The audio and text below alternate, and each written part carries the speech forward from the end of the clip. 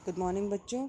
बच्चों हम लोग विज्ञान में अम्ल क्षारक लवण पाठ पढ़ रहे थे और पिछली कक्षा में हम लोगों ने देखा था कि लवण क्या होते हैं, कितने प्रकार के लवण होते हैं, और ये भी देखा था कि जो लवण हैं उनके प्रयोग क्या हैं या लवण के पीएच क्या हैं, और ये भी देखा था कि कितने प्रकार के लवण होते हैं। उनमें से केवल हमने सोडियम क्लोराइड ही पढ़ा था, यानी NaCl। आज हम लोग आगे के लवण देखेंगे। तो नेक्स्ट लवण है बच्चों सोडियम हाइड्रोक्साइड। इसका सूत्र बच्चों होता है NaOH। सोडियम हाइड्रोक्साइड का व्यापारिक नाम है कास्टिक सोडा, यानी इसका जो नाम है वो कास्टिक सोडा है तथा इसका रासायनिक सूत्र NaOH है। इसके निर्माण के लिए बच्चों सोडियम क्लोराइड यानी नमक के जल विलयन में विद्युत प्रवाहित करने पर यह वियोजित होकर सोडियम हाइड्रोक्साइड उत्पन्न करता है। यानी ये कैसे बनेगा कि जो सोडियम क्लोराइड है उसको हमने जल में इसको मिलाया, सोडियम क्लोराइड यानी नमक को, उसके बाद उसमें हमने जल को प्रवाहित किया। तो ऐसा करने पे हमें जो प्रोडक्ट मिलेगा वो सोडियम हाइड्रोक्साइड होगा। इस प्रकार को बच्चों इस प्रक्रिया को क्लोर क्षार प्रक्रिया कहते हैं। 1 नंबर के प्रश्न में भी आता है कि क्लोर क्षार प्रक्रिया क्या है, तो आप इस तरीके से लिखेंगे क्लोर क्षार प्रक्रिया क्या है, क्योंकि इससे निर्मित उत्पाद क्लोरीन यानी क्लोर एवं सोडियम यानी हाइड्रोक्साइड यानी क्षार होते हैं। यानी इस क्लोर क्षार प्रक्रिया में जो उत्पाद बन रहे हैं वो एक तो क्लोरीन है, दूसरा सोडियम हाइड्रोक्साइड है। क्लोरीन क्या होता है बच्चों, क्लोर, और सोडियम हाइड्रोक्साइड क्या है, क्षार। इसमें एनोड पर क्लोरीन गैस तथा कैथोड पर हाइड्रोजन गैस बनती है। यानी एक जो बैटरी होते हैं उनमें 2 तरीके के पॉजिटिव मतलब पॉइंट होते हैं, एक एनोड होता है, एक कैथोड होता है। ठीक है, तो जो एनोड होगा उस पर क्लोरीन गैस इकट्ठी होगी। दूसरी चीज़ कैथोड पर बच्चों हाइड्रोजन गैस निकलेगी। कैथोड पर ही विलयन के रूप में सोडियम हाइड्रोक्साइड प्राप्त होता है। यानी हमें कहाँ मिलेगा, कैथोड पे हमें और क्या मिलेगा, यानी सोडियम हाइड्रोक्साइड मिलेगा। NaCl को हमने जब जल के साथ अभिक्रिया कराई तो हमें मिला NaOH, साथ में हमें क्लोरीन गैस भी मिली और हाइड्रोजन गैस भी मिली। ठीक है, तो इस तरीके से बच्चों सोडियम हाइड्रोक्साइड जो है वो बनता है। अब देखेंगे कि सोडियम हाइड्रोक्साइड के गुण क्या हैं। ये बच्चों बहुत ही चिकना ठोस पदार्थ होता है। इसका गलनांक 591 केल्विन है। के का मतलब होता है केल्विन।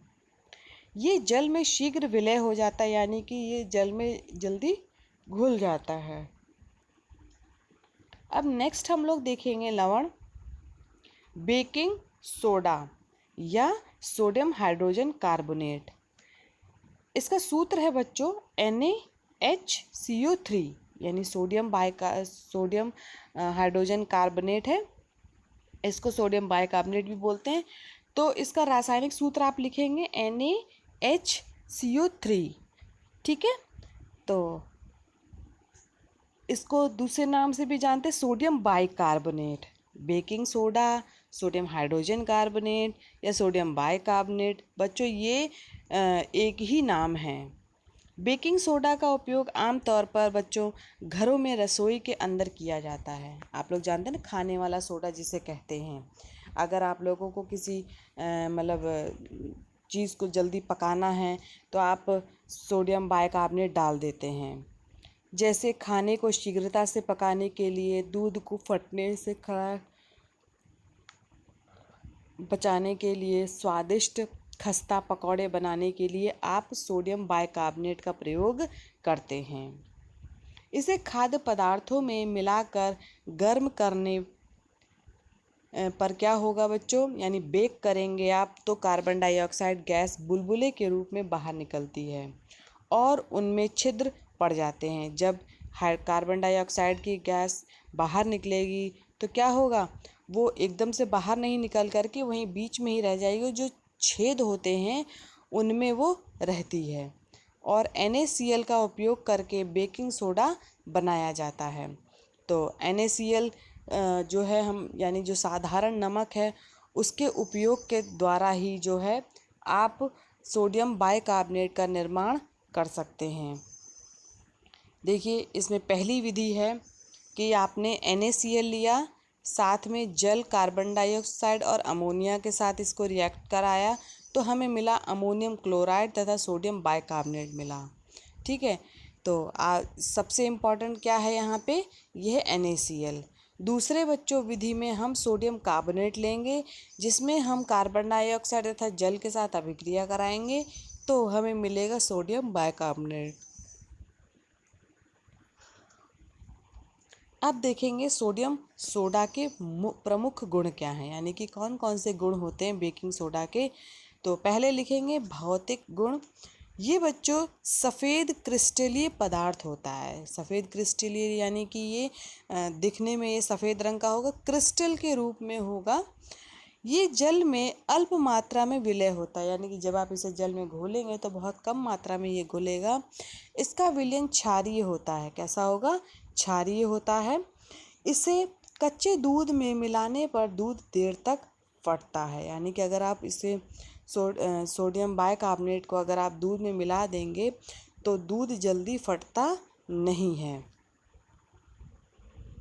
अब देखेंगे बच्चों बेकिंग सोडा का रासायनिक गुण क्या है। तो पहला गुण है ऊष्मा का प्रभाव क्या होता है, यानी जब बेकिंग सोडा में अगर आप उसमें ऊष्मा प्रवाहित करेंगे या गर्म करेंगे बेकिंग सोडा को तो क्या बनेगा, हमें क्या मिलेगा, सोडियम कार्बोनेट मिलेगा, साथ में जल मिलेगा और कार्बन डाइऑक्साइड की गैस निकलेगी।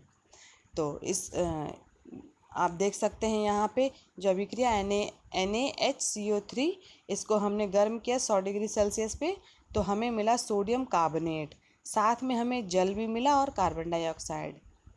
फिर है बच्चों अम्लों से अभिक्रिया कैसे होती है सोडियम बाइकार्बोनेट की। तो सोडियम बाइकार्बोनेट यानी NaHCO3 को हमने HCl के साथ अभिक्रिया कराए तो हमें मिलेगा NaCl, जल तथा कार्बन डाइऑक्साइड मिलेगा। तो दोनों प्रक्रिया में देखिए, जब आप क्या कहते हैं सोडियम बाइकार्बोनेट को गर्म करेंगे तो हमें सोडियम कार्बोनेट मिलेगा, और अगर हम सोडियम का बाइकार्बोनेट को अम्ल के साथ अभिक्रिया कराएंगे तो हमें नमक मिलेगा। अब देखेंगे बेकिंग सोडा का उपयोग क्या है। तो आपको पता ही है बच्चों कि ये खाद्य पदार्थों में बेकिंग सोडा यूज़ किया जाता है, या कहेंगे खाद्य पदार्थों में बेकिंग सोडा के रूप में प्रयोग करते हैं। सोडा वाटर तथा सोडा युक्त शीतल पेय बनाने में भी आप बेकिंग सोडा का प्रयोग करते हैं। पेट की अम्लता को दूर करने के लिए एंटासिड के रूप में आप प्रयोग में लेंगे। अग्निशामक यंत्रों में, अग्निशामक यंत्र कौन से होते हैं, वे यंत्र जो आग को बुझाते हैं उन्हें कहते हैं अग्निशामक। तो अग्निशामक यंत्र में आप सोडियम बाइकार्बोनेट का प्रयोग करेंगे। प्रयोगशाला में बच्चों अभिकर्मक के रूप में भी प्रयोग किया जाता है। तो इतने थे बेकिंग सोडा के उपयोग। अब देखेंगे बच्चों आगे का लवण यानी धावन सोडा। तो धावन सोडा को बच्चों दूसरे नाम से भी जानते हैं sodium carbonate decahydrate. Sodium carbonate decahydrate. तो बच्चों ये जो डेका है, डेका का मतलब होता है 10, ठीक है, और हाइड्रेट का है यानी जल, यानी 10 अणु होंगे जल के, ठीक है, सोडियम कार्बोनेट डेकाहाइड्रेट। तो इसका सूत्र है Na2CO3.10H2O, यानी कि 10 हाइड्रोजन परमाणु है, इसलिए इसको डेकाहाइड्रेट कह रहे हैं। और सोडियम कार्बोनेट का तो सूत्र जानते हैं आप लोग, Na2CO3। इसको बच्चों वॉशिंग सोडा भी बोलते हैं। धावन सोडा को वॉशिंग सोडा भी बोलेंगे, यानी कपड़े धोने वाला सोडा। इसका रासायनिक सूत्र है बच्चों Na2CO3.10H2O। इसको बच्चों सोडा राख भी कहते हैं और सोडा राख का सूत्र होता है Na2CO3। ठीक है, सोडा राख का सूत्र क्या होगा बच्चों? Na2CO3। अब देखेंगे बच्चों कि धावन सोडा बनता कैसा है, यानी बनाने की विधि क्या है। तो सोडियम हाइड्रोजन कार्बोनेट या फिर कहें सोडियम बाइकार्बोनेट को आप को गर्म करते हैं तो सोडियम कार्बोनेट प्राप्त होता है। यानी जब आप सोडियम बाइकार्बोनेट को आप गर्म करेंगे तो क्या मिलेगा हमें? सोडियम कार्बोनेट मिलता है, साथ में जल भी मिलता है और कार्बन डाइऑक्साइड भी मिलता है। ठीक है, अब सोडियम कार्बोनेट को पुनः क्रिस्टलीकरण द्वारा धावन सोडा प्राप्त होता है। यानी जो सोडियम कार्बोनेट हमें मिला है इसको हम लोग क्रिस्टलीकरण करेंगे इसका, तो हमें धावन सोडा मिल जाता है। यह भी बच्चों क्षारीय लवण है। कैसा लवण है? क्षारीय लवण है। देखिए कैसे बन रहा है सोडियम कार्बोनेट डेकाहाइड्रेट कैसे बनेगा? आपने NaCl लिया, उसको जल के साथ, कार्बन डाइऑक्साइड तथा अमोनिया के साथ जब हम गर्म करेंगे तो हम सोडियम बाइकार्बोनेट मिलता है। ठीक है, अब इस सोडियम बाइकार्बोनेट को हमने गर्म किया यानी ऊष्मा दी तो हमें सोडियम कार्बोनेट मिला। ठीक है, अब जो सोडियम कार्बोनेट है उसका हमने क्रिस्टलीकरण करना शुरू किया। यानी जब हम क्रिस्टलीकरण करेंगे तो जो जल के परमाणु हैं 10 वो उससे जुड़ जाएंगे तो हमें मिलेगा सोडियम कार्बोनेट डेकाहाइड्रेट। इसको बच्चों धोने का सोडा या धावन सोडा भी कहते हैं। बहुत इंपॉर्टेंट है बच्चों, एग्जाम में आ सकता है।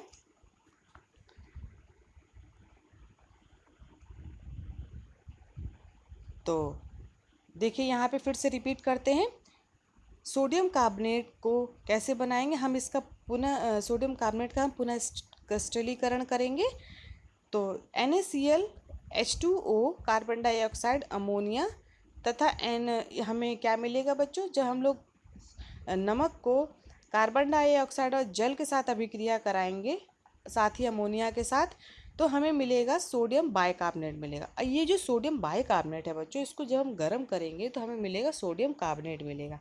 अब इस सोडियम कार्बोनेट को जो हमें प्राप्त हुआ इसका हम पुनः क्रिस्टलीकरण करेंगे, यानी कि इसे हम क्रिस्टल के रूप यानी जमाना शुरू करेंगे तो हमें मिलेगा बच्चों Na2CO3.10H2O। ठीक है, तो ये जो 10H2O है इसके कारण बच्चों ये डेकाहाइड्रेट हो जाता है, यानी सोडियम कार्बोनेट डेकाहाइड्रेट। इसको बच्चों धोने का सोडा भी कहते हैं और धावन सोडा भी कहते हैं। अब देखेंगे धावन सोडा के प्रमुख गुण क्या हैं। तो पहले भौतिक गुण देखेंगे।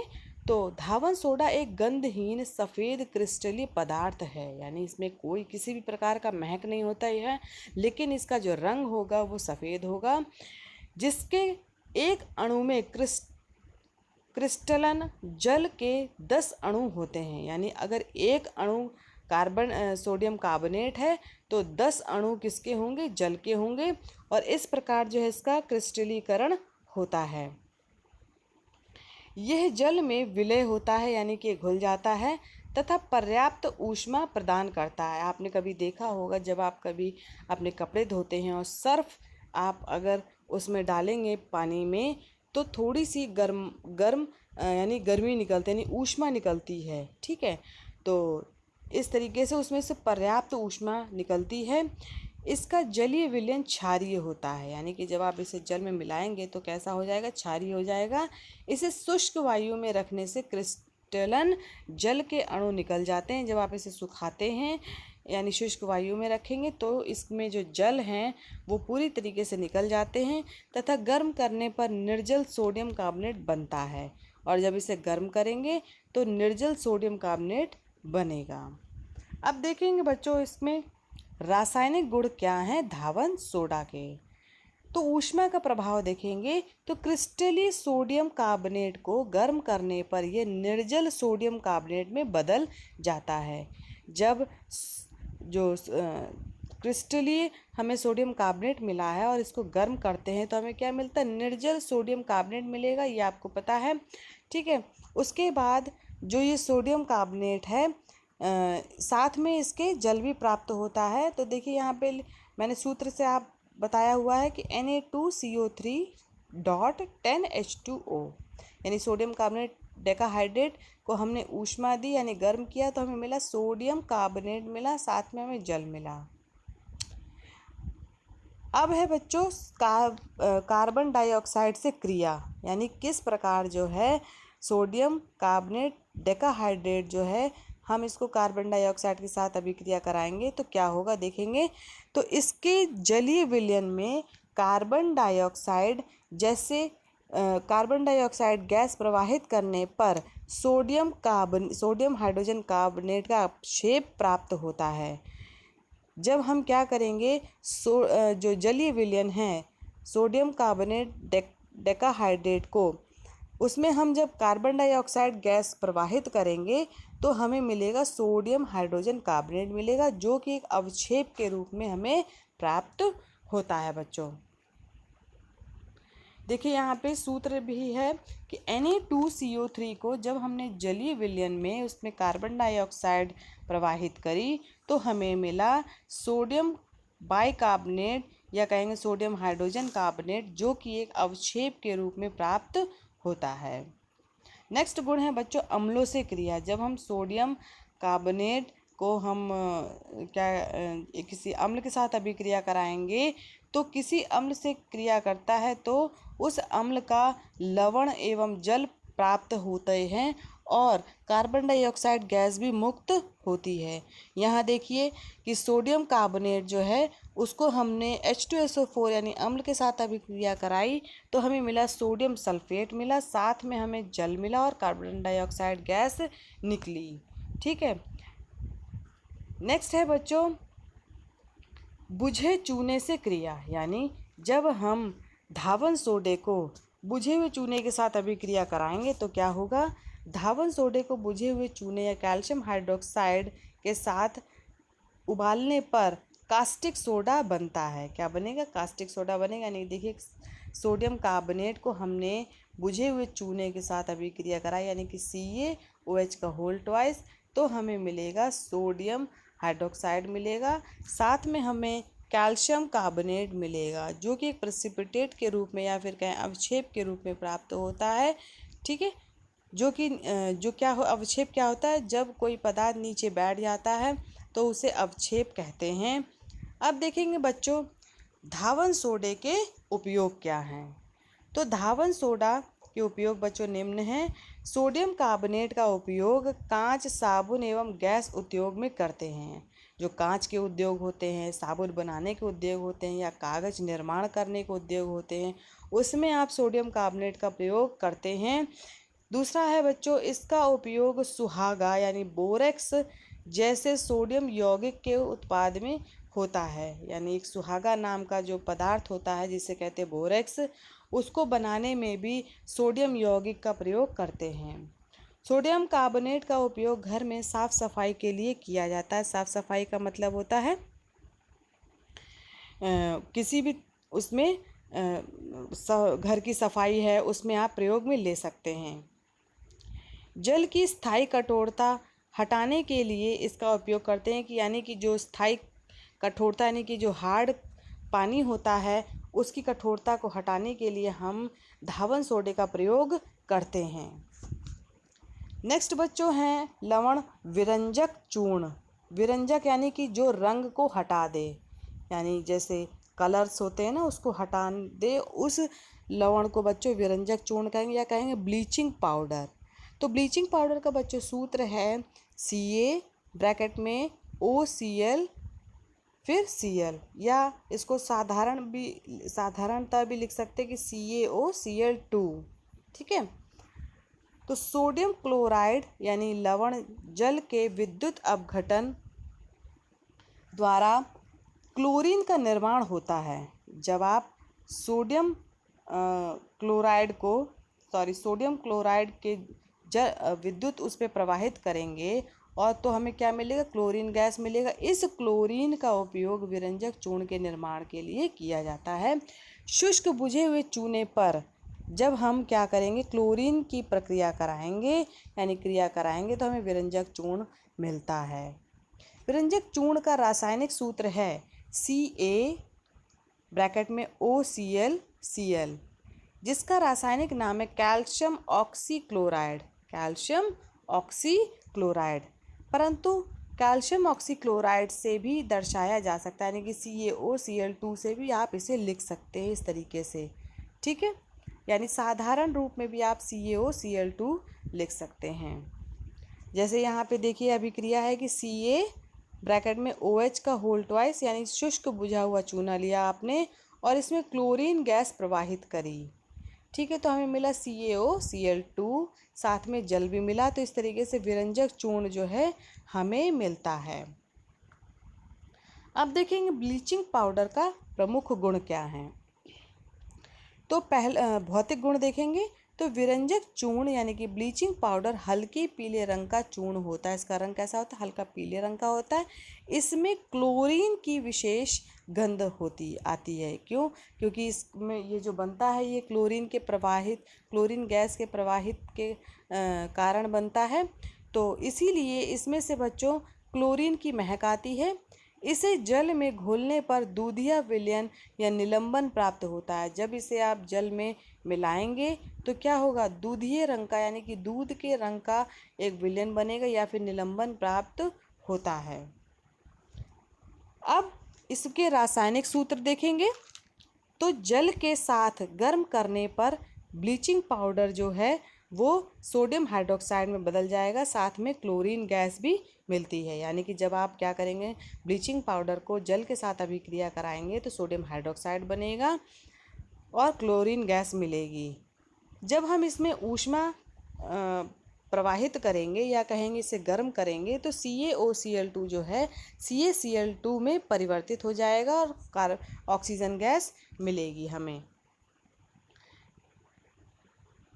फिर नेक्स्ट है बच्चों कार्बन डाइऑक्साइड या तनु अम्लों से अभिक्रिया क्या होगी ब्लीचिंग पाउडर की। तो ब्लीचिंग पाउडर की कार्बन डाइऑक्साइड या तनु अम्लों की अधिक मात्रा में क्रिया से क्लोरीन गैस निकलती है। देखिए आपने क्या किया कि ब्लीचिंग पाउडर को हमने कार्बन डाइऑक्साइड के साथ अभिक्रिया कराई तो हमें मिला कैल्शियम क्लोराइड मिला, साथ में क्लोरीन गैस निकली। अगर हम इसे जो ब्लीचिंग पाउडर को हम तनु सल्फ्यूरिक अम्ल के साथ अभिक्रिया करा रहे हैं तो कैल्शियम सल्फेट मिलेगा, जल मिलेगा, साथ में हमें क्लोरीन गैस भी प्राप्त होती है और इस क्लोरीन गैस को प्राप्य क्लोरीन कहते हैं। क्या कहेंगे? प्राप्य क्लोरीन कहेंगे। नेक्स्ट है बच्चों क्लोरोफॉर्म का बनना। क्लोरोफॉर्म जानते हैं? क्लोरोफॉर्म एक ऐसा केमिकल होता है जो बच्चों बेहोश करने के काम आता है। ब्लीचिंग पाउडर एसीटोन तथा अल्कोहल के साथ जल की उपस्थिति में क्रिया करके क्लोरोफॉर्म बनाता है। यानी ब्लीचिंग पाउडर जो है उसमें हमने एसीटोन तथा अल्कोहल के साथ अभिक्रिया कराएंगे, साथ में जल की उपस्थिति भी होगी तो हमें क्लोरोफॉर्म मिलता है।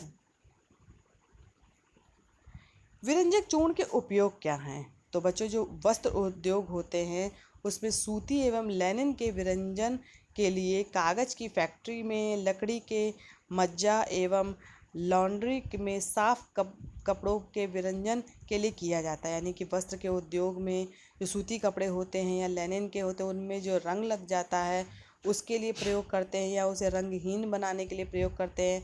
साथ में जो लकड़ी के जो मज्जा हैं और लॉन्ड्री हैं, लॉन्ड्री जानते हैं जहाँ पे कपड़े धोए जाते हैं, ठीक है। तो वहाँ पे जो है कपड़ों में जो दाग धब्बे लग जाते हैं या कपड़ों का रंग हटाने के लिए जो विरंजक चूर्ण का उपयोग करते हैं।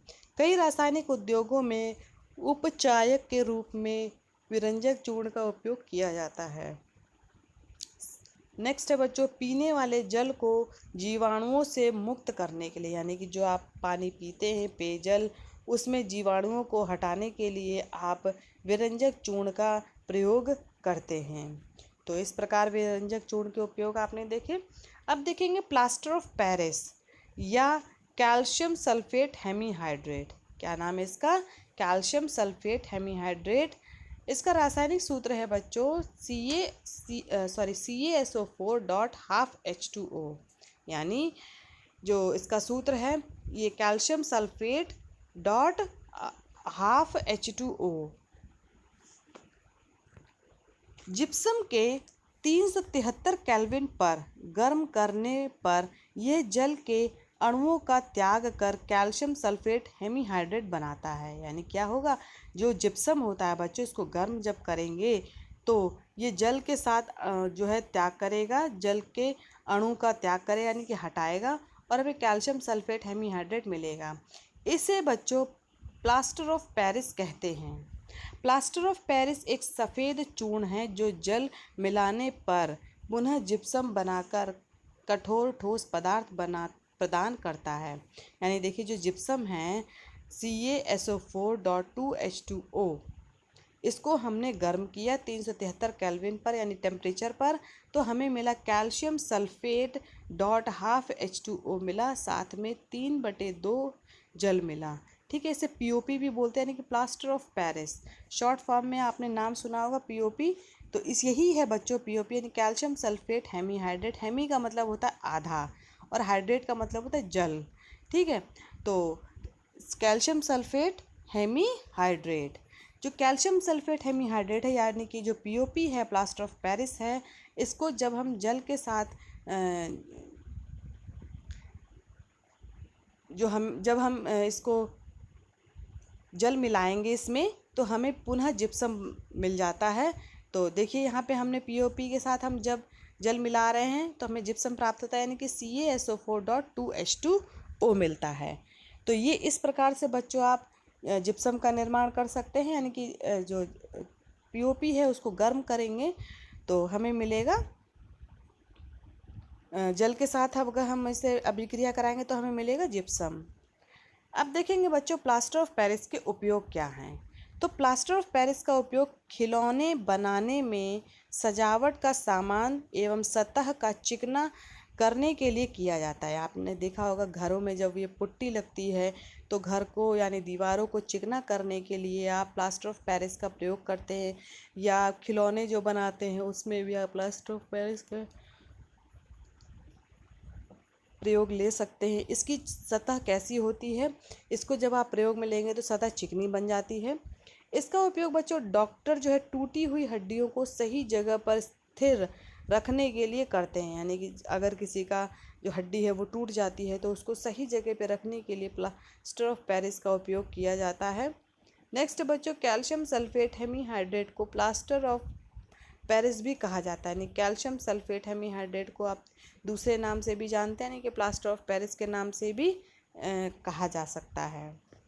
तो यहाँ पर बच्चों जो आपका जो पाठ है अम्ल, क्षारक एवं लवण समाप्त होता है। यहाँ तक जो भी मैंने आपको पढ़ाया है यह आप कॉपी पे नोट करेंगे और ग्रुप में सेंड करेंगे। धन्यवाद बच्चों आज की कक्षा के लिए।